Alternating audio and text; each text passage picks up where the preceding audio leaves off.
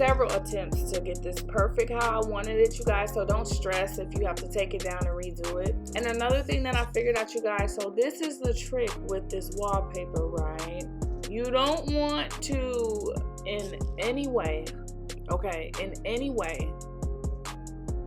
create air bubbles. You want to stay away from air bubbles. So you want to seal the edges, and you just want to make sure that you're going down.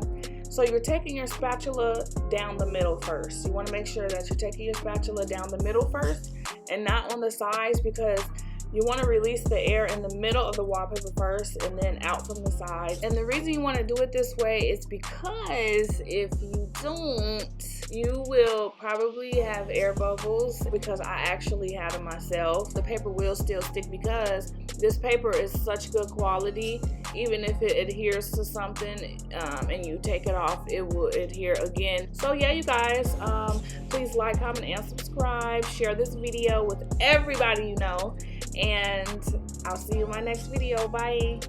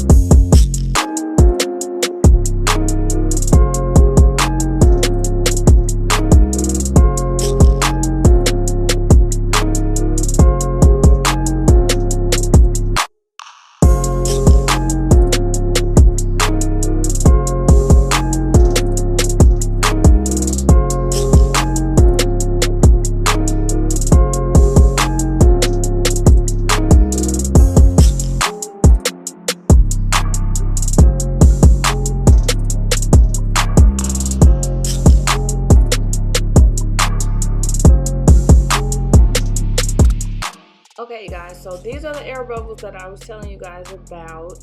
You don't want to start or end off with air bubbles. So if you do happen to have them, you peel the paper back off and then start back in the middle. Make sure you take your spatula and really like go up against the paper, push it flush to the wall, and then seal your edges, and then that should get rid of all the air bubbles, and then you should be good to go.